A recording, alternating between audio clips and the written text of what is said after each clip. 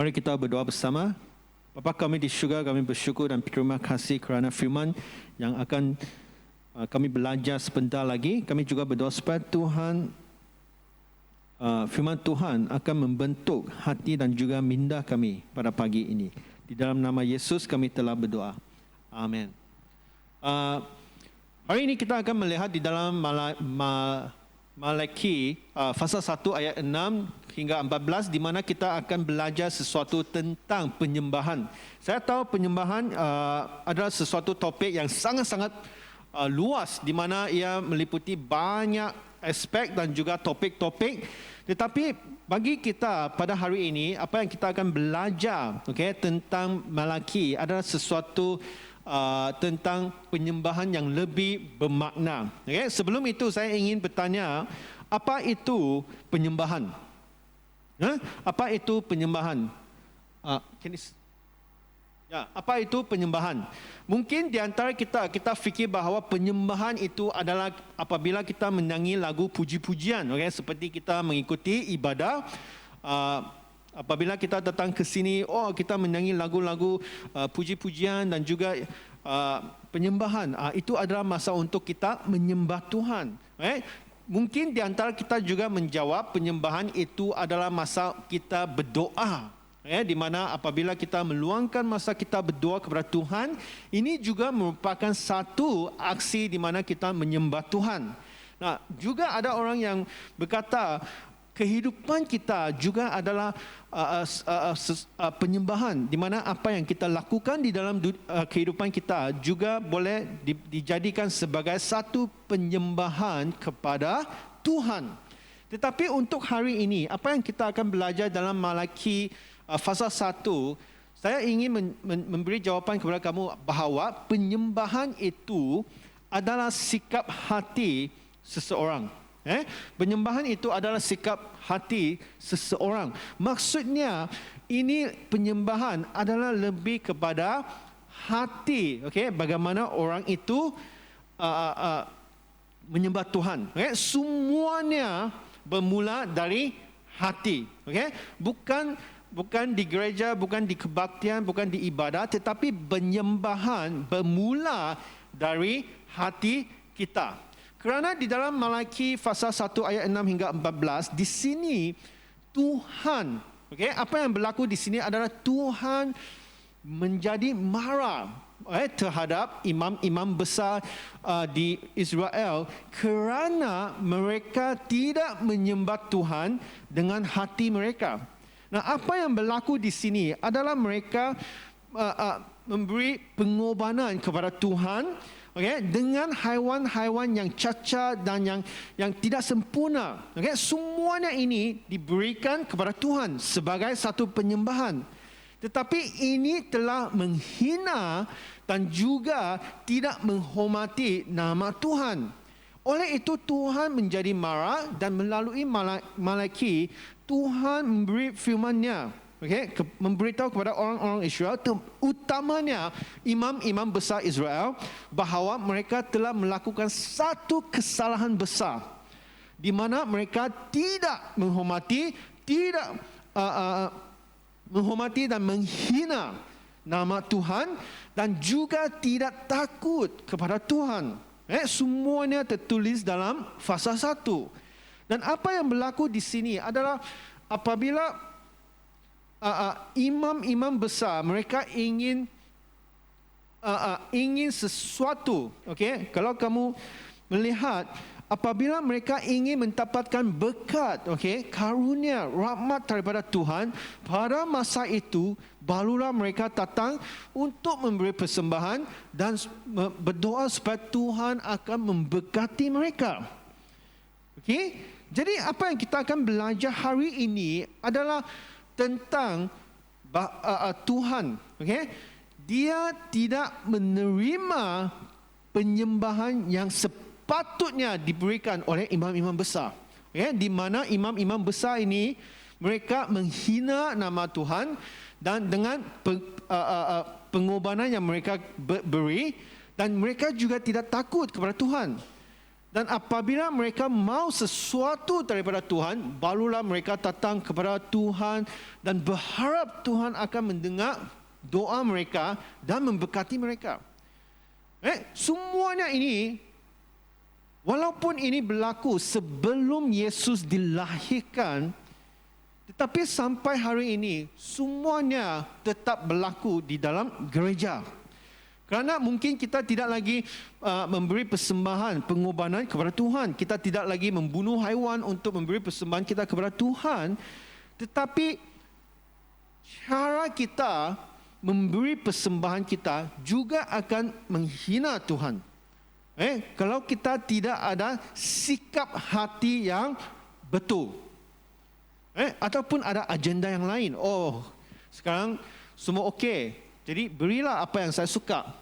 Tetapi apabila saya mau Tuhan memberkati saya, barulah saya memberi persembahan kepada Tuhan, berharap bahawa Tuhan akan memberkati saya. Jadi di sini kalau kamu nampak ada dua kesalahan yang disebut dan ditunjukkan oleh Tuhan. Yang pertama adalah imam-imam Israel menghina nama Tuhan dalam persembahan mereka. Imam-imam besar, imam-imam Israel menghina nama Tuhan di dalam persembahan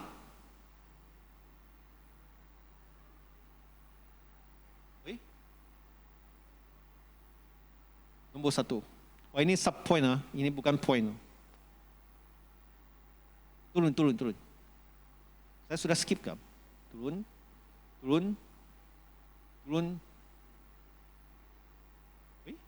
Turun lagi.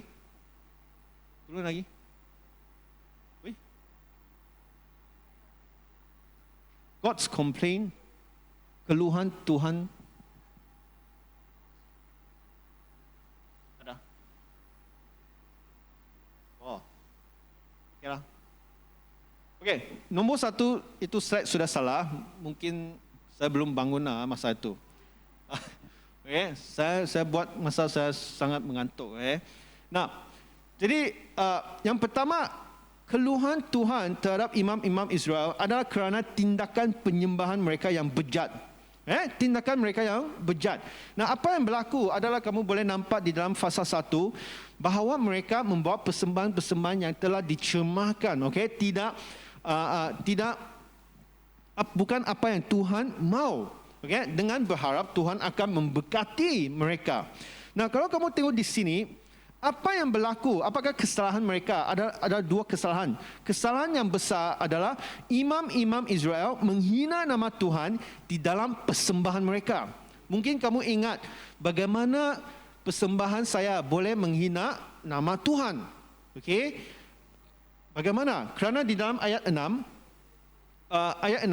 seorang anak menghormati bapaknya dan seorang hamba menghormati tuannya. Jika aku ini bapa, di manakah hormat yang kepadaku itu? Jika aku ini tuan, di manakah takut yang kepadaku itu? Kemudian kamu tengok firman Tuhan semesta alam kepada kamu, hai para imam yang menghina namaku, tetapi kamu berkata, dengan cara bagaimanakah kami menghina namamu? Bagaimana Tuhan? Saya tetap membawa persembahan saya kepada kamu. Sekarang kamu berkata bahawa aku menghina kamu. Bagaimana dengan membawa persembahan-persembahan yang tidak sempurna, yang cacat? Apa yang tertulis di sini dalam ayat 7? Kamu membawa roti cema ke atas mezbahku, tetapi berkata, dengan cara bagaimanakah kami mencemakan namaku?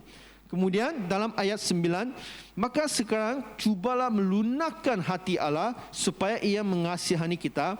Oleh tangan kamulah terjadi hal itu.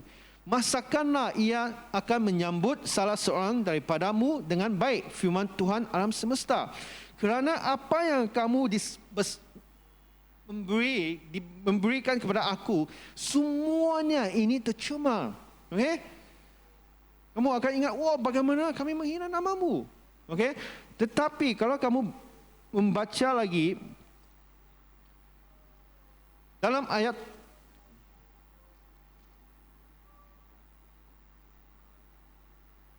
Okey. Di sini Tuhan berkata, okey, dengan cara bagaimanakah kami menghina namamu? Okey, para imam berkata kepada Tuhan. Tetapi Tuhan berkata, bayangkan kalau kamu memberi persembahan ini kepada kerajaanmu, maukah mereka menerimanya? Okey, semua yang cacat-cacat. Jawapannya tidak. Ini adalah sangat normal, okay? Guna common sense kamu, okay? Guna kamu punya minda untuk berfikir. Kenapa kamu mau beri apa yang cacat kepada kerajaan? Kami juga ingin memberikan apa yang terbaik kepada kerajaan. Sekarang apabila kita berkata dengan Tuhan, kita juga harus memberi kepada Tuhan apa yang Dia layak. Kerana penyembahan adalah sesuatu di mana kita menyembah Tuhan adalah kerana siapakah Dia dan apa yang Dia lakukan di dalam kehidupan kita. Okay? Kerana kita menyembah Dia sebab Dia adalah Tuhan. Dan kita menyembah Dia adalah sebab Dia, apa yang Dia lakukan di dalam kehidupan kita. Kerana Dia menyelamatkan setiap kita melalui Yesus Kristus. Oleh itu, kita harus datang kepada Tuhan dan menyembah Dia.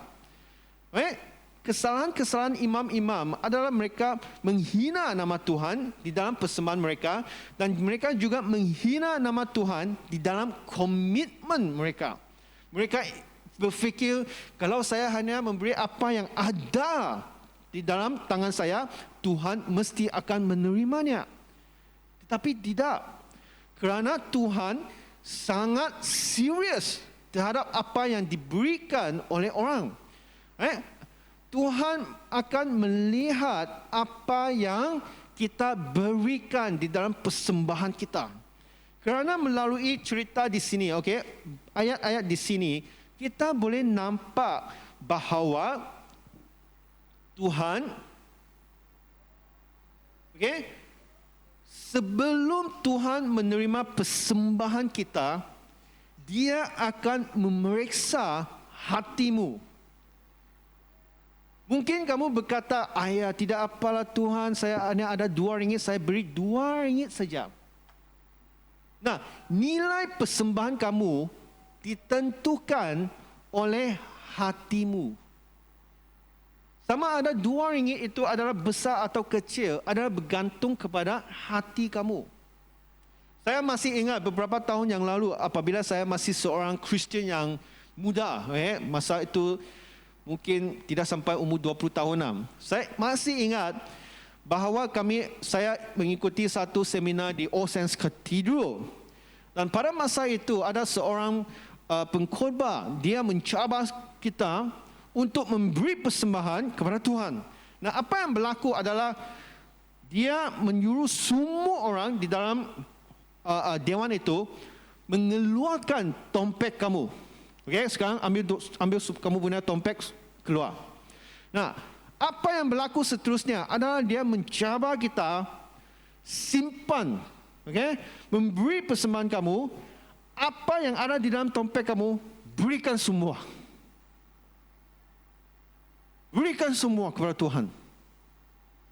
Nah, pada masa itu, saya masih muda. Tidak ada duit. Bukan tidak ada duit dah. Kerana duit yang saya bawa, ngam-ngam untuk saya menyertai seminar dan balik ke Sanakan. Saya tidak ada duit ekstra. Maksudnya saya tidak ada duit lebih. Jadi apa yang saya ada hanya cukup untuk perjalanan saya, okey, pergi mengikuti seminar dan kemudian apabila seminar habis saya balik. Nah, pada masa itu saya nampak kawan saya pun mengambil tompek mereka. Saya pun mengambil tompek saya keluar. Oh, angkat tinggi-tinggilah. Oh, happy kan? Oh, ini adalah momen, okey, saat di mana Tuhan mencabar kamu, memberi semuanya. Dan apabila pengkhotbah katakan, sekarang ambil semua duit kamu yang ada di dalam tompek kamu, simpan di dalam beg persembahan. Dan pada masa itu saya bergumul di dalam hati saya, sama ada mau berikah atau tidak. Kalau saya beri, saya tidak tahu apa yang saya makan, okey, selepas itu. Dan saya nampak kawan saya semua mengambil duit mereka, simpan di dalam beg persembahan itu. Pada masa itu saya pun ambil tongpek saya, simpan balik di dalam tongpek saya, poket saya. Dan pada masa itu saya berkata kepada Tuhan, Tuhan sorrylah. Saya tahu Tuhan akan mengampuni saya. Saya tahu Tuhan akan mengampuni saya, tetapi saya tahu ini juga adalah salah. Kerana apa yang kita berikan bergantung kepada hati, bukan untuk mengikuti orang. Kalau orang beri 1,000, kamu tidak akan beri 1,000 kan? Kerana 1,000 bagi kamu adalah duit yang besar. Jadi nilai persembahan kamu bergantung kepada hatimu. Sama ada kamu beri RM2 kah, RM10 kah, tidak apa. Yang penting adalah kamu memberi hati kamu kepada Tuhan. Amin. Amin. Nah, yang kedua adalah keluhan Tuhan terhadap imam-imam Israel kerana sikap apatis mereka terhadap penyembahan. Apa yang berlaku di sini, kalau kamu tengok di dalam ayat 13 dan juga 14, kamu berkata, lihat alangkah susah payahnya dan kamu menyusahkan aku, firman Tuhan semesta alam. Kamu membawa binatang yang dirampas. Nah, di sini mengatakan bahawa semua persembahan yang mereka lakukan bukan milik mereka. Maksudnya mereka mengambil barang orang lain untuk memberi persembahan kepada Tuhan. Dan menganggap persembahan itu adalah datang dari mereka. Dan apa yang berlaku? Tuhan tahu. Dan binatang yang timbang, binatang yang sakit, kamu membawanya sebagai persembahan. Akan berkenankah aku menerimanya dari tanganmu, firman Tuhan. Terkutuklah penipu yang mempunyai seekor binatang jantan di antara kawanan ternaknya yang dinazarkannya, tetapi ia mempersembahkan binatang yang cacat kepada Tuhan. Sebab aku ini Raja yang besar, firman Tuhan semesta alam, dan namaku ditakuti di antara bangsa-bangsa. Di sini apa yang berlaku adalah imam-imam tidak serius dengan persembahan mereka. Mereka anggap asalkan saya ada persembahan, itu sudah cukup. Apa yang boleh saya katakan di sini adalah jika tidak ada pengorbanan dalam pengorbananmu, maksud itu bukan pengorbanan. Contoh, kamu fikir, oh Tuhan saya sudah memberi segala-galanya kepada kamu. Masa saya, tenaga, kekuatan saya, wang saya. Tetapi kamu masih simpan untuk diri kamu sendiri. Jika tidak ada pengorbanan, maksud itu bukan pengorbanan. Kerana pengorbanan memerlukan kesemuanya sehingga kamu habis. Jadi apa yang berlaku di sini adalah imam-imam mereka menganggap persembahan itu macam satu tugas. Kamu tahu macam satu tugas kan? Asalkan saya mengikuti kebaktian, apabila padri cakap, oh sekarang saya akan memberi kamu beg persembahan, kamu simpan duit saja. Oh RM1 cukup sudahlah. Okay? Asalkan saya ada beri. Bukan. Itu bukan pengorbanan. Itu hanya macam imam-imam Israel, kamu hanya beri kerana padri yang panggil. Ada seorang Archbishop Paris, Archbishop Paris, banyak tahun yang lalu dia menceritakan tiga lelaki, lelaki muda lah. Mereka dapat melancong ke Paris. Apabila mereka sampai di Paris, mereka melancong seluruh bandar.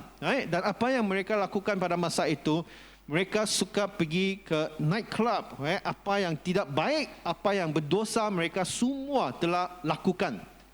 Nah, kemudian suatu pagi, sebelum menjelang pagi, mereka sampai di hadapan sebuah gereja. Dan masa itu mereka bergurau, apa kata kita masuk dan berdoa supaya dalam keadaan mabuklah. Berdoa supaya Tuhan akan mengampuni segala dosa mereka. Apa yang mereka lakukan di parish. Dan mereka ketawa sana, ada seorang daripada mereka berkata, saya akan pergi. Jadi dia pun masuk ke gereja dan mereka nampak, dan dia nampak itu kotak, macam kotak lah, bukan tukar baju tetapi masuk untuk mengaku dosa, Roman Catholic. Jadi pemuda ini masuk ke bilik kecil itu dan memanggil padri. Dan dia berkata kepada padri, saya ingin mengaku dosa saya. Dan padri itu tanya, apa yang kamu ingin mengaku? Apakah kesalahan dan dosa kamu? Kemudian pemuda ini dia berkata kepada padri ini, saya tahu apa yang Yesus telah lakukan kepada kehidupan saya. Tetapi saya tidak peduli. Sudah sensor lah. Kerana di dalam bahasa Inggeris kan, I don't give a kerana ini semua rekod sudah kan, mau masuk YouTube kan, sendiri yang sensor lah. Jadi masa itu pemuda berkata kepada padri itu, saya tahu apa yang Yesus lakukan, tetapi saya tidak peduli. Bahasa kesat kah? Bahasa kesat. Dan pada masa itu padri berkata, tidak apa. Apa yang kamu boleh lakukan adalah kamu keluar dari bilik ini, kamu nampak satu tangga naik ke sini, kamu pergi ke hadapan patung Yesus, di mana Yesus digantung. Kalau kamu pergi ke Roman Catholic kan, ada satu gambar, satu patung di mana Yesus digantung kan.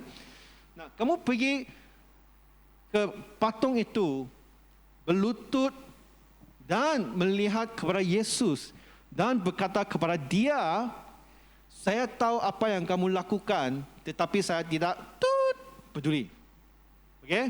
Padri itu yang katakan, bukan pemuda itu. Kemudian pemuda itu pun berkata, saya tahu kepada padri itu, saya tahu apa yang dia lakukan, tetapi saya tidak peduli. Kemudian padri itu pun berkata, tidak apa.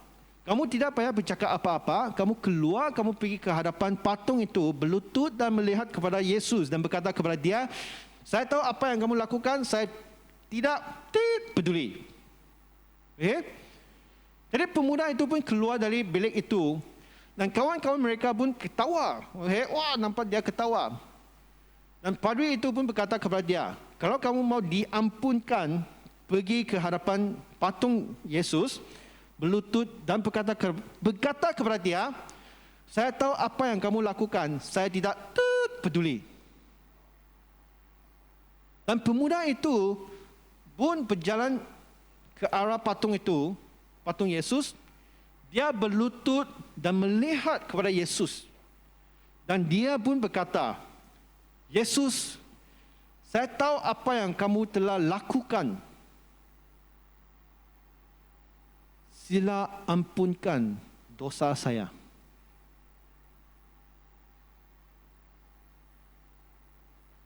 Kerana selagi kita tidak mengenal Yesus, kita tidak akan berasa bahawa semua ini adalah sangat serius. Kita mungkin main-main dengan kehidupan kita, main-main dengan penyembahan kita. Tetapi apabila pemuda ini mula mengenal siapakah Yesus, dia tidak berani berkata, saya tidak peduli. Tetapi dia berkata, Tuhan sila ampunkan dosa saya. Ini adalah penyembahan kepada Tuhan. Jadi apa yang kita boleh persembahkan di dalam penyembahan kita? Ada 5 perkara. Yang pertama adalah tubuh kita. Di dalam Roma pasal 12 ayat 1 hingga 2 berkata, Kerana itu saudara-saudara, demi kemurahan Allah aku menasihatkan kamu supaya kamu mempersembahkan tubuhmu sebagai persembahan yang hidup, yang kudus dan yang berkenan kepada Allah. Itu adalah ibadahmu yang sejati. Yang pertama adalah tubuh kamu. Sebagai persembahan yang hidup. Yang kedua adalah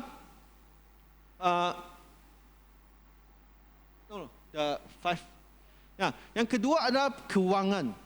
Wang kita, duit kita. Kerana hari ini kita tidak payah mengambil haiwan, datang ke gereja, membunuh, sembelih dia dan memberi persembahan kepada Tuhan. Itu semuanya berlaku di dalam perjanjian lama.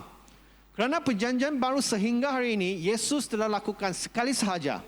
Jadi hari ini apa yang kita boleh persembahkan di dalam gereja adalah kewangan kita. Ini juga melambangkan sebagai pengorbanan rohani kita kepada Tuhan. Yang ketiga adalah pujian. Kita menyanyi dan memuji nama Tuhan. Yang keempat adalah pekerjaan baik. Apa yang kita lakukan di dalam kehidupan kita. Dan yang terakhir, kita juga boleh memberi persembahan bagi mereka yang telah menerima Injil. Maksud mereka yang telah diselamatkan. 5 perkara ini kita boleh memberi persembahan kita kepada Tuhan. Jadi hari ini apa yang kita belajar tentang penyembahan adalah kita harus menyembah Tuhan. Menyembah adalah kerana siapakah Tuhan. Kita menyembah Tuhan adalah kerana Dia adalah Tuhan, Dia adalah Bapa, dan juga yang kedua adalah apa yang Dia lakukan di dalam kehidupan kita. Ini barulah dipanggil sebagai penyembahan yang tidak sia-sia. Amin. Mari kita berdoa.